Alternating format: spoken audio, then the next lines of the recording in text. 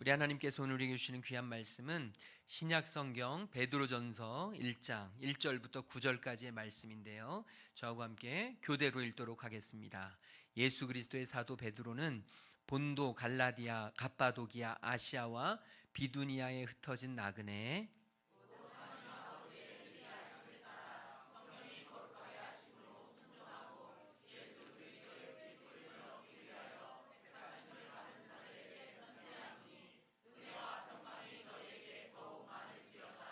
우리 주 예수 그리스도의 아버지 하나님을 찬송하리로다. 그의 많으신 긍휼대로 예수 그리스도를 죽은 자 가운데서 부활하게 하심으로 말미암아 우리를 거듭나게 하사 산 소망이 있게 하시며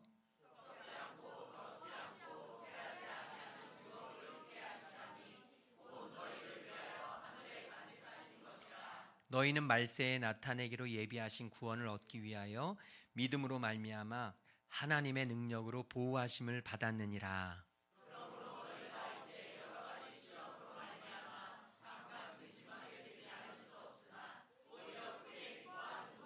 너희 믿음의 확실함은 불로 연단하여도 없어질 금보다 더 귀하여 예수 그리스도께서 나타나실 때에 칭찬과 영광과 존귀를 얻게 할 것이니라.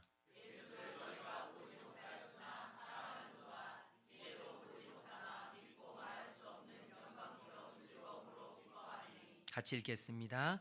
믿음의 결국 곧 영혼의 구원을 받음이라. 아멘. 예배자 선포하도록 하겠습니다. 예배는 하나님 말씀에 순종하는 시간입니다. 우리는 예배자입니다. 아멘. 여러분은 인생을 무엇이라고 생각하십니까? 사람이 살아가는 것을 우리는 다들 나름대로는 인생에 대해서 이렇게 정의를 내리거든요. 제가 노래 하나 하려고 그래요. 노래 하나 하면 내 나이대를 맞출 수 있는 아주 중요한 계기가 돼요. 한번 이 노래를 안다, 그럼 난 좀 오래 살았다. 모른다, 그러면 아직 난 좀 많이 못 살았다 생각하시면 되는데, 예전에 그런 노래가 있었습니다. 인생은 나그네 길 어디서 왔다가 어디로 가느냐. 아시나요? 분명히 알 것 같은데 모른다고 고개를 흔드시는 이런 정직하지 못한 분들이 계세요.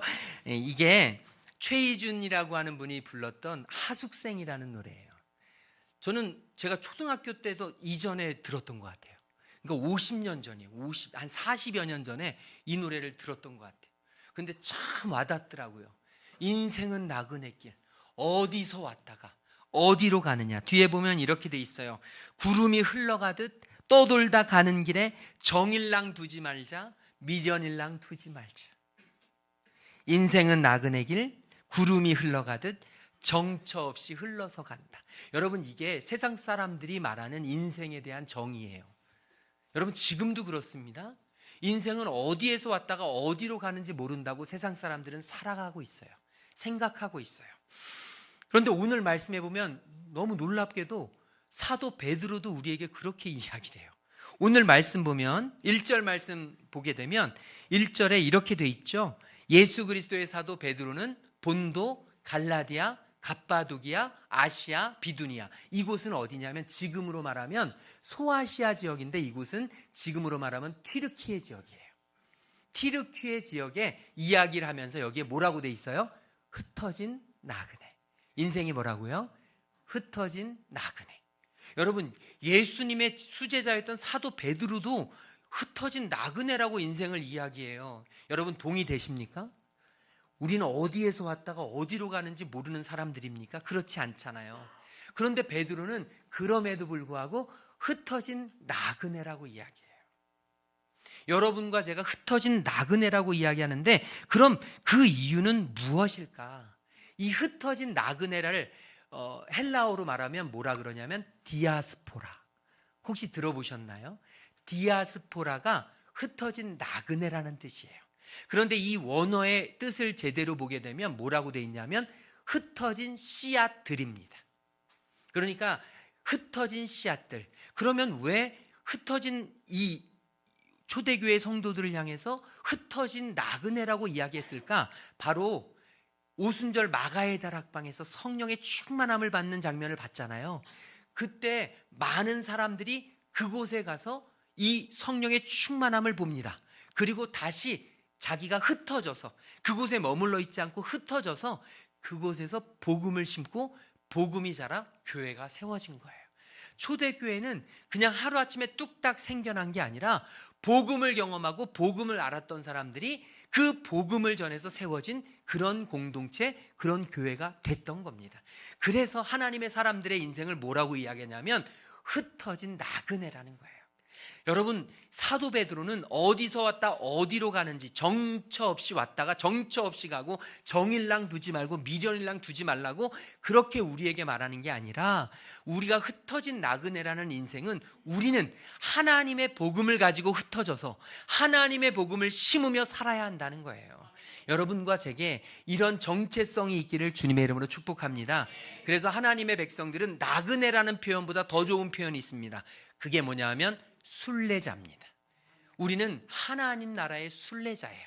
나그네도 순례자도 다 여행을 합니다. 나그네도 순례자도 다 집이 없어요. 그런데 나그네는 어디에서 왔다 어디로 가는지 모르고 자기의 인생을 그냥 살아가지만, 순례자는 어디로 가야 할지를 분명하게 압니다. 나의 인생의 목표를 분명하게 알아요. 오늘 이 자리에서 하나님 앞에 예배하는 우리 성도님들 모두가 하나님 앞에서 거룩한 순례자 되기를 주님의 이름으로 축복합니다. 오늘 말씀 2절에 보면 이 사도 베드로는 이렇게 이야기해요. 우리 같이 읽어볼까요?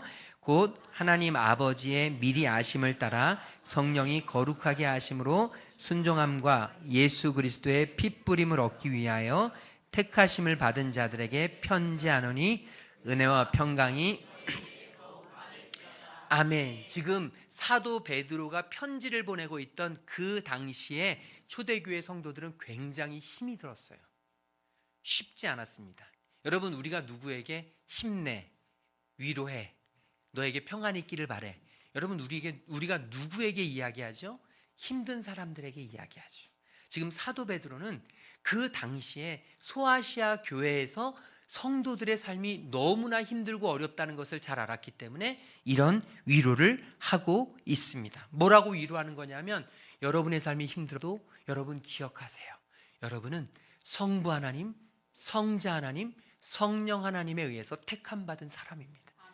지금 주님은 말씀하시는 거예요. 사도 베드로를 통해서 You are special. 넌 특별한 사람이야. 너의 인생은 특별하게 계획되었어. 내가 너의 인생을 준비시켜놨고 내가 너의 인생을 축복할 거야. 저는요, 저와 여러분에게 이 하나님의 소중한 음성이 들리기를 주님의 이름으로 축복합니다. 이 사도 베드로가 있었을 때 초대교회 성도들이 어떤 어려움이 있었냐? 첫 번째로는 사회적인 나그네였어요. 아무도 이 크리스천들을 같이 있고 싶어 하지 않았습니다. 거의 왕따 수준이었어요. 주변 사람들이 같이 놀아주지 않아요. 같이 인정해주지 않아요. 그리고 굉장히 소홀히 여겨지고 완전히 그냥 따돌림을 당하는 그런 존재였죠.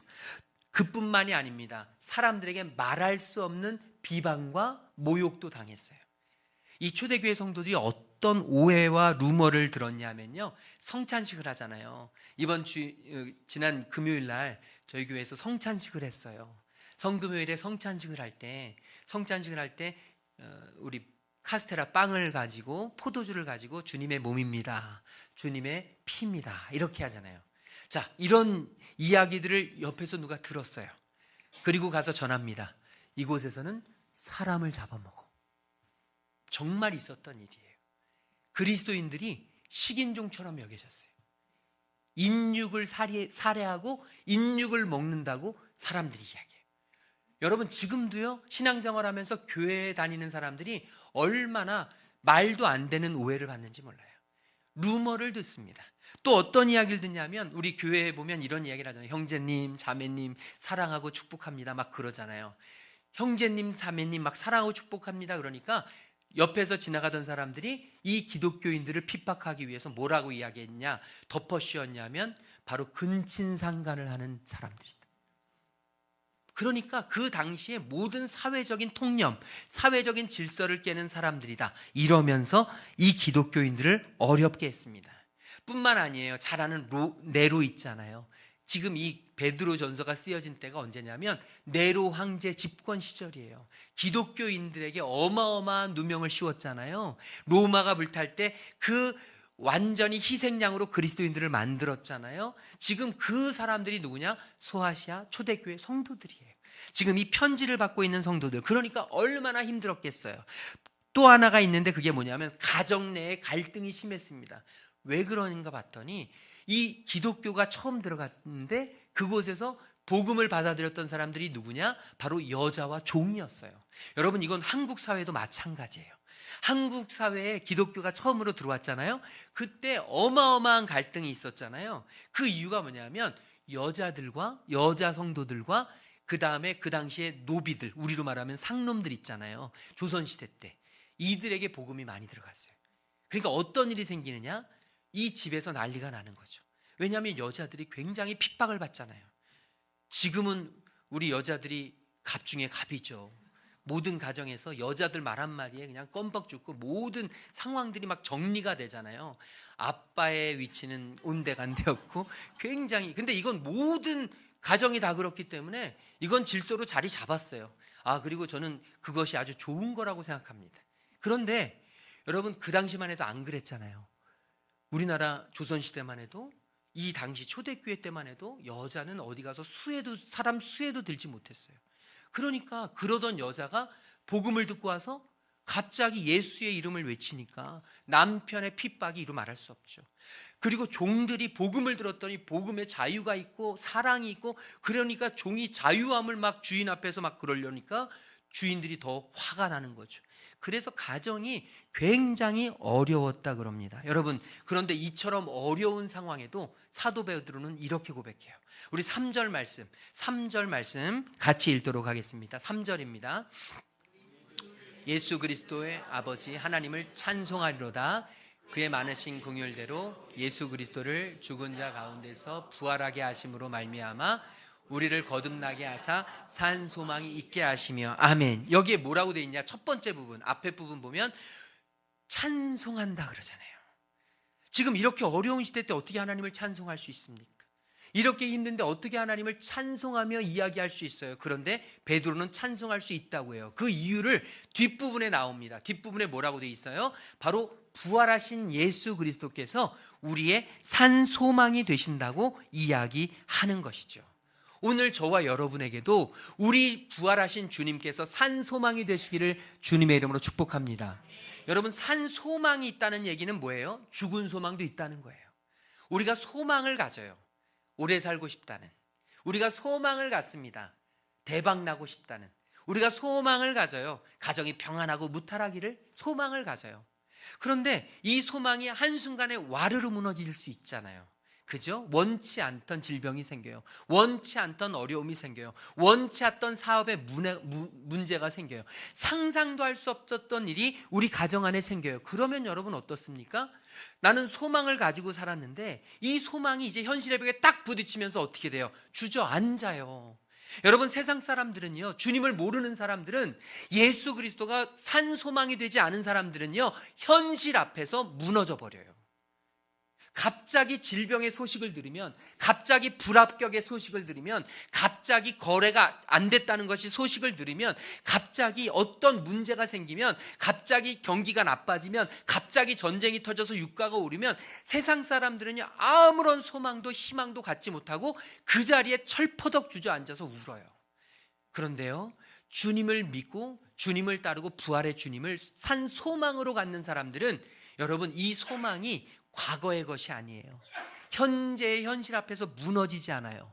그들은요, 현실은 어렵지만, 현재는 아프지만, 현재는 희망과 소망이 잘 안 보이지만, 의학은 우리에게 힘들다고 이야기하지만, 사람들은 우리에게 어렵다고 이야기하지만, 경기는 우리에게 불가능하다고 이야기하지만, 여러분, 부활의 주님을 산 소망으로 모신 사람들에게는 살아있는 참된 소망으로 말미암아 하나님이 해결해 주시는 능력이 있음을 믿으시길 소망합니다. 여러분, 이게 우리에게 있어야 합니다. 그리스도인들, 부활의 주님을 산 소망으로 모신 사람들에게 이 소망은요, 현실을 뛰어넘는 거예요. 현실을 뛰어넘어서 하나님이 주실 그 새로운 희망이 우리의 삶 가운데 자리 잡고 있어야 할 줄로 믿습니다. 출처는 불명확하지만 언젠가 이런 글을 본 적이 있어요. 엄마와 아기가 택시를 타려고 기다리고 있었습니다. 그때 한 여자가 백합 꽃다발을 들고 가다가 도로변에 떨어뜨렸어요. 아름다운 백합이었는데 그게 떨어졌어요. 그때 마침 택시 한 대가 지나가면서 그 꽃이 바퀴에 깔리고 말았습니다. 그러자 주위에 향기로운 백합꽃 내음이 진동했죠. 이 모습을 보고 있던 아이가 엄마에게 말합니다. 엄마, 꽃향기가 너무 좋아. 그런데 꽃이 바퀴에 깔려서 향기가 나. 엄마는 잠시 머뭇거리더니 당황하는 아이에게 말했다고 해요. 그래, 사람도 저렇게 기막힌 아픔을 견디며 아프고 낮아져야 아름다운 향기를 뿜어낼 수 있는 거란다. 여러분, 여기에서 우리가 알 수 있는 게 무엇입니까? 고난 속에서 향기가 나는 사람이 바로 그리스도인이라는 사람이에요. 저는 저와 여러분에게 고난이 닥쳤을 때, 저와 여러분에게 말할 수 없는 상처가 임했을 때, 저와 여러분이 도저히 감당할 수 없을 것 같은 그런 절망의 상황이 있을 때, 저와 여러분 주저앉아 울지 말고 그곳에서 아름다운 향기, 그리스도의 향기를 뿜어낼 수 있는 우리가 되어지기를 주님의 이름으로 축복합니다. 여기에서 분명하게 드러나는 신앙의 역설이 있어요. 그게 뭐냐면 이들은 흩어진 나그네였지만 하나님의 택하심을 받은 사람들이었다는 거예요. 이들은요, 가장 불확실한 인생을 사는 것 같았지만 가장 확신에 찬 삶을 살아갔던 사람들이라는 거예요. 오늘 저와 여러분도요, 풍전등화 같은 인생이에요. 우리 앞에 이루 말할 수 없는 언제나 걱정되고 염려되는 일들이 우리 앞에 산더미처럼 놓여있고 이번 한 주 동안도 우리 앞에 수도 없이 달려들 거예요. 그런데 여러분 기억하십시오. 그런 불확실성 속에서 우리에게는 확실한 진리가 있음을, 그 진리가 바로 부활하신 주님임을 믿으시길 소망합니다.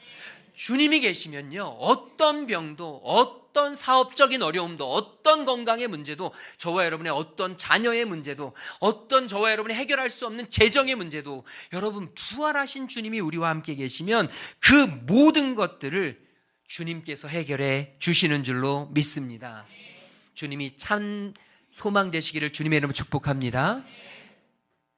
영국의 한 목공소에서 일하던 가난한 청년이 있었습니다. 에드워드 모트라고 하는 사람이에요. 그런데 이 청년이 복음을 듣게 됩니다. 전도를 받고 예수를 믿게 돼요. 그리고 주님을 영접하자마자 인생의 의욕과 소망이 생기기 시작해요. 이제까지는 그냥 하루 벌어먹고 살았는데 이제 복음을 듣고 예수를 믿게 되면서부터 의욕과 소망이 자라나기 시작했습니다. 열심히 10년을 일하고 돈을 악착같이 모아서 나중에 가구 제조업을 경영하는 사장이 되었습니다.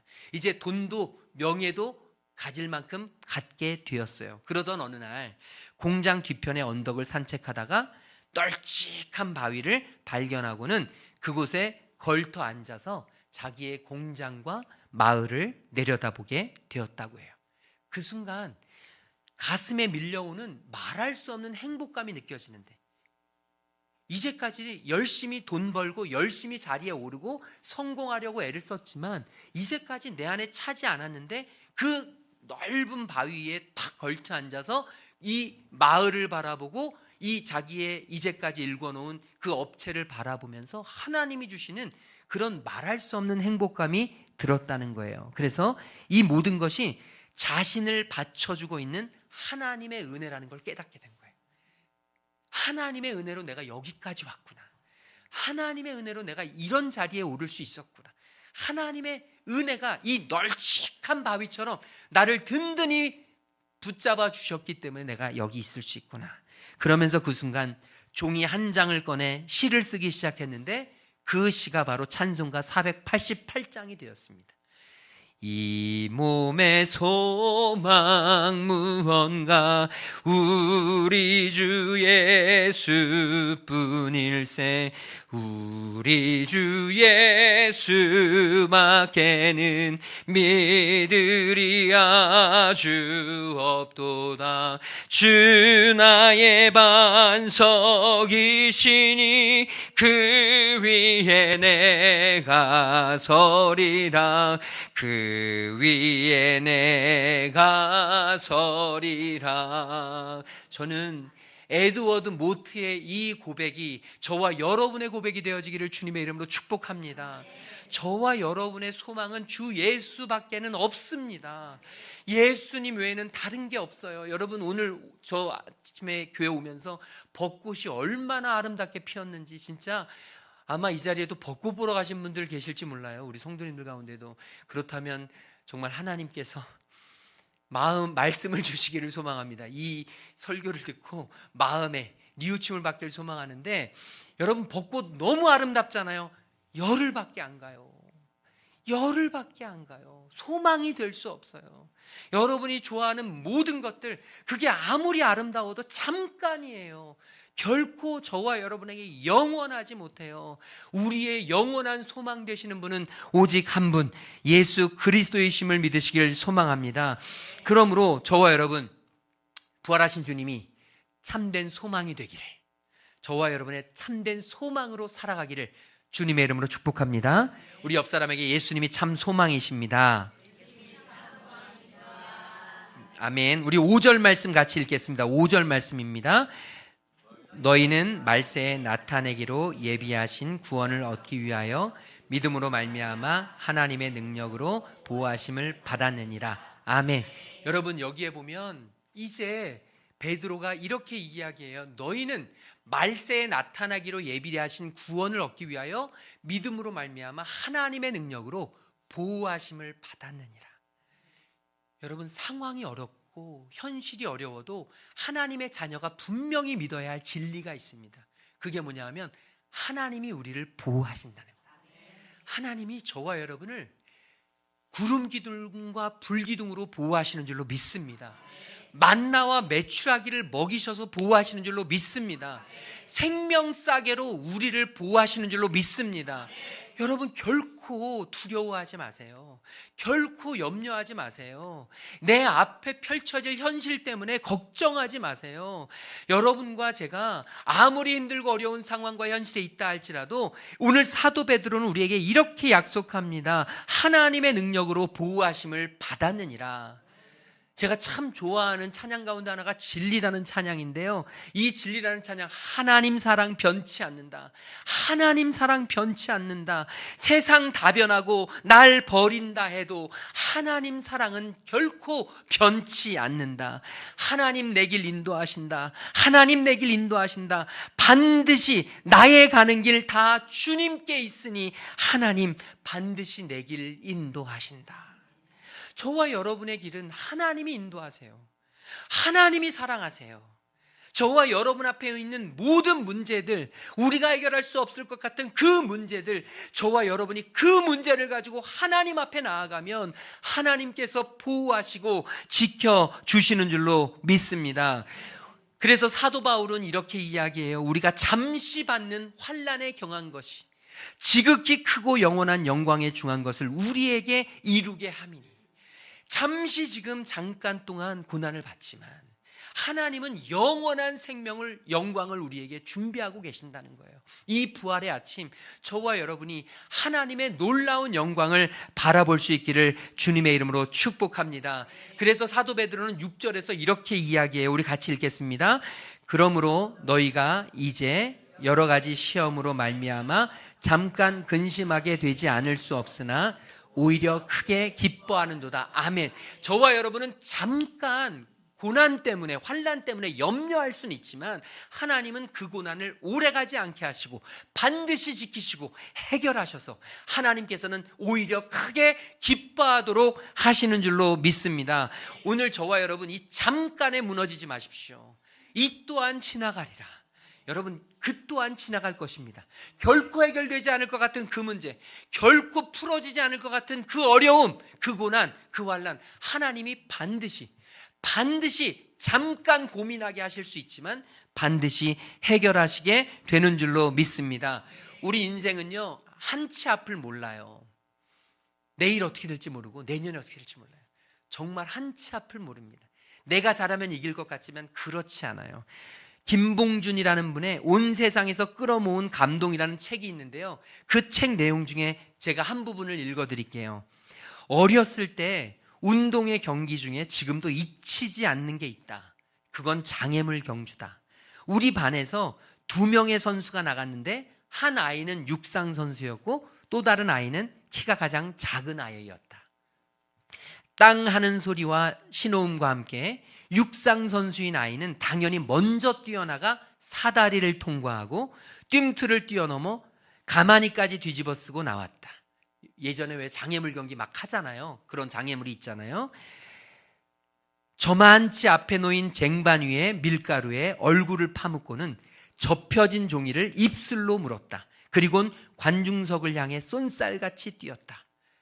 접힌 종이를 펼치는 순간 그 아이의 얼굴이 굳어졌다. 앞불사, 접힌 종이 속엔 할머니라고 쓰여 있지 않은가. 그 친구가 할머니랑 같이 뛰어야 한다는 거예요.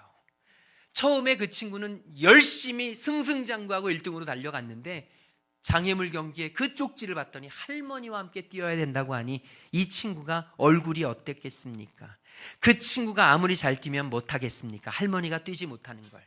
결국 그 아이는 다 이긴 경기를 놓치고 말았다.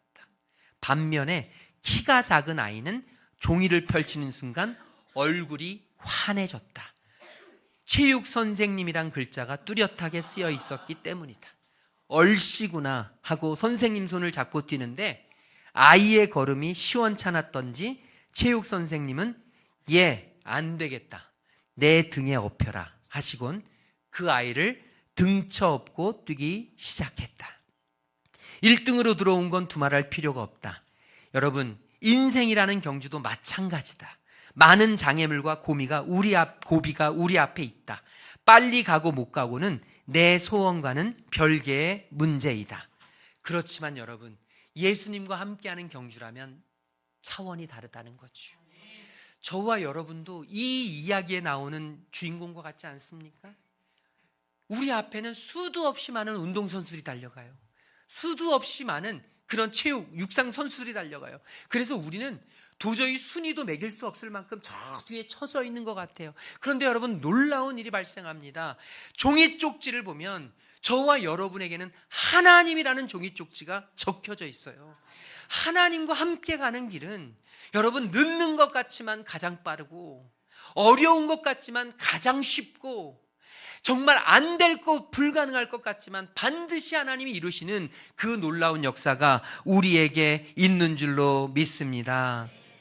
존 버년이 철로역정에서 이런 이야기를 했어요. 그리스도인들은 장망성이 뭔지 아세요? 요새 아이들 이렇게 잘 약자로 쓰잖아요. 장망성.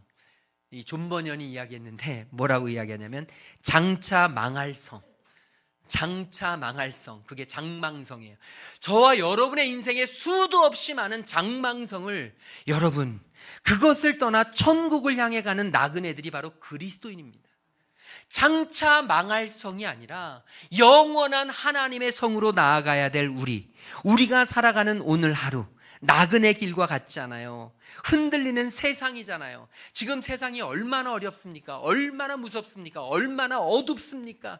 정말 한치 앞도 모르는 이 세상을 우리는 달려가야 하는데, 오늘 이 흔들리는 세상 속에서 우리가 가장 잘 살아갈 수 있는 길은 뭐냐? 흔들리지 않는 복음을 가지고 살아가는 거예요. 기준이 있어야 삽니다. 여러분, 세상 사람들 쫓아가다 보면 어느 순간 나를 잃어버리고 완전히 허겁지겁, 내가 여기까지 왜 왔지? 내가 이걸 왜 하고 있지? 싶으며 살아가게 됩니다. 무거운 배일수록 파도에 흔들리지 않는다는 말이 있습니다. 우리의 복음이 깊이 뿌리를 내릴수록 아무리 세상이 나그네와 같고 흔들리는 세상이라고 해도 우리 신자들의 삶은 흔들리지 않을 것입니다. 사막에 가보면 큰 선인장들이 있어요. 비도 안 오는데 어떻게, 물도 없는데 어떻게 이 선인장들이 자라나. 자세히 보면 그 뿌리가 깊이 내려가서 수맥에 닿아 있는 것을 보게 됩니다. 여러분, 요즘처럼 힘든 때가 없다고 이야기해요. 요즘처럼 정말 어려울 때가 없다고 이야기합니다. 여러분, 인생 가운데 지금처럼 고난의 시기가 없다고 생각하시는 분들 계시다면 우리는 어떻게 해야 되겠습니까? 우리의 믿음의 뿌리를 더 깊이 내려 정말 수맥, 우리의 생명의 맥 되시는 예수 그리스도께 우리의 믿음의 뿌리를 내릴 수 있는 은혜가 이 부활절 아침에 있기를 주님의 이름으로 축복합니다. 우리의 눈에 골리앗이 커 보이면 하나님이 보이지 않아요. 그런데 하나님이 커 보이잖아요. 그럼 골리앗은 아무것도 아니에요. 예수님의 제자들을 보십시오. 여러분, 풍랑이 커 보이니까 예수님이 보이지 않아요. 풍랑이 커 보이니까 죽음만 두렵습니다. 그런데 예수님이 보이잖아요. 우리 모든 풍랑을 좌지우지하시고 우리의 생사화복을 주장하시는 예수님이 보이잖아요. 그러면 풍랑 따위는 아무것도 아니에요. 우리 주님께서 풍랑을 밟고 오시는 것을 보게 될 줄로 믿습니다.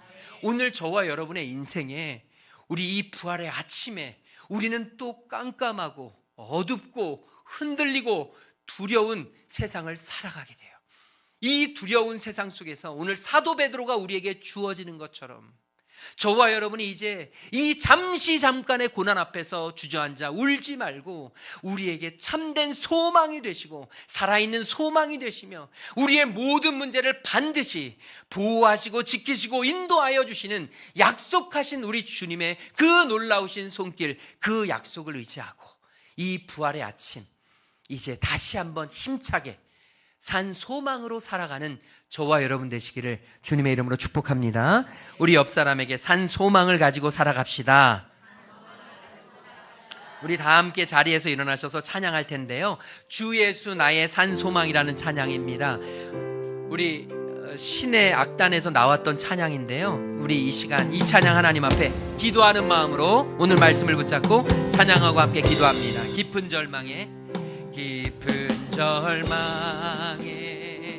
수렁 가운데 주님께 닿을 수 없던 우리 어두운 밤 중에 하늘을 향해 주의 이름 나 부를 때 어둠을 뚫고 오신 주 사랑 나의 절망 거두셨네. 주님의 공로 다 이루셨네. 주 예수 나의 산 믿음으로 고백합시다. 할렐루야.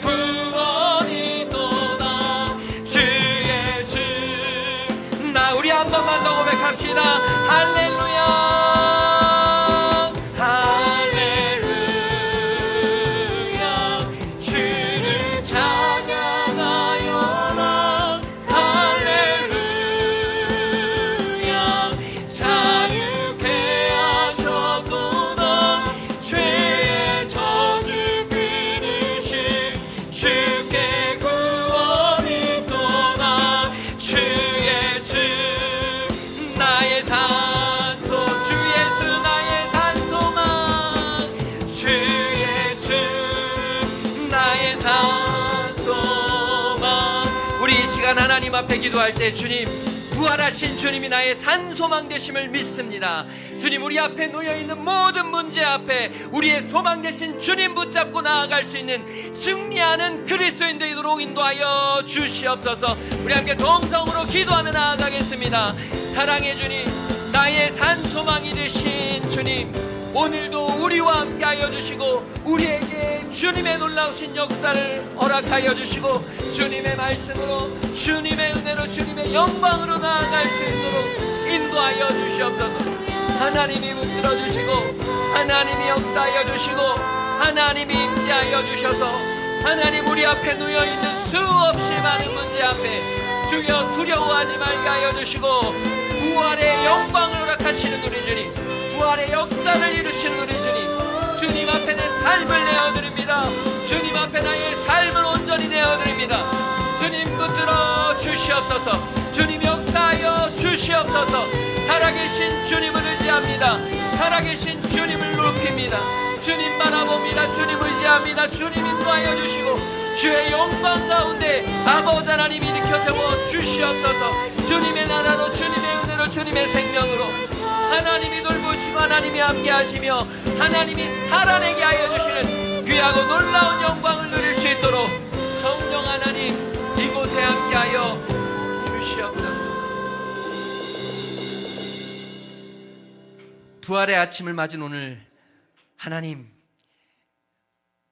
부활의 주님이 우리의 산소망임을 고백하게 하여 주시니 감사합니다. 주님, 우리 앞에는 수도 없이 많은 어려움과 환난과 문제들이 앞을 가로막고 있습니다. 그러나 주님, 그 뒤에 계신 우리 주님이 환하게 보이게 하여 주시옵소서. 고난보다 우리 주님이 크심을 인정케 하여 주시옵소서. 환난의 문제 역시 주님의 말씀 앞에 아버지 하나님 복종하게 될 것임을 선포케 하여 주시옵소서. 그래서 우리가 부활의 주님이 나의 산소망이심을 고백하며 주님 앞에 한 걸음 한 걸음 나아가는 이 귀한 부활의 주간이 될 수 있도록 인도하여 주시옵소서. 주님, 우리 성도들 함께 부활의 주님을 찬양하며 예배합니다. 그리고 함께 만찬으로 함께 나눕니다. 주님, 이곳에 좌정하셔서 홀로 영광 받아 주시옵시고 우리 교회가 하나님의 복음 위에 바로 선 건강한 진리를 전하는 교회 되게 하여 주시옵시고 날마다 영혼이 새롭게 늘어나는 귀한 교회 될 수 있도록 주님 축복하여 주시옵소서. 몸이 아픈 지체들이 있습니다. 몸이 아픈 가족들이 있습니다. 여호와 라파의 은혜를 허락하여 주시어서 하나님 치유하시고 회복시켜 주시옵소서. 마음이 아프고 관계가 힘든 성도들이 있습니다. 찾아가 위로하시고 어루만져 주시어서 다시 한번 회복되어 주님을 예배할 수 있는 주님의 자녀들 되게 하여 주시옵소서. 경제적인 문제로 힘들어하는 지체들이 있습니다. 사업장이 있습니다. 하나님 기름을 부어 주시옵소서. 하나님은 하실 수 있는 줄로 믿사오니 하나님 앞에 모든 것을 내어놓고 나아가오니 성령 하나님 함께하여 주시옵소서. 오늘 세례받은 귀한 아이들이 있습니다. 하나님 그 부모들의 신앙을 더욱더 지켜주시고 하나님께 더 가까이 가게 하여 주시옵시고 믿음으로 기도로 말씀으로 키워낼 수 있는 은혜 허락하여 주시옵시며 온 성도들 함께 중보하며 기도할 수 있도록 인도하여 주시옵소서. 주님 앞에 귀한 예물 드리는 손길들이 있습니다. 주님의 것을 구별하고 주님 앞에 감사의 예물을 아버지 하나님 올려드리는 귀한 손길들 하나님 아시오니 하나님이 갚으시고 하나님께서 가장 선하고 좋은 길로 친히 인도하여 주시옵소서. 이제는 길과 진리와 생명 되시는 우리 주 예수 그리스도의 그 놀라우신 구속의 은혜와 우리를 지으시고 부르시고 이 땅에 보내신 창조주 하나님의 그 한량없는 사랑하심과 우리의 친구 되시며 위로자 되시는 성령 하나님의 감화감동 역사 충만하심이 이제 부활의 주님을 우리의 산 소망으로 모시며 살아가기로 결단하고 돌아가는 모든 하나님의 자녀들 머리 위에 지금으로부터 영원토록 함께 계시기를 간절히 축원하옵나이다. 아멘.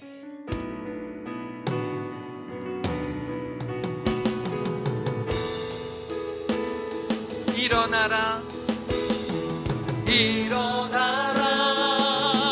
아버지 사랑으로 아버지 능력으로 서로 하나 되어 그 빛을 비추어 노래하라 아버지의 사랑을 아버지의 크심을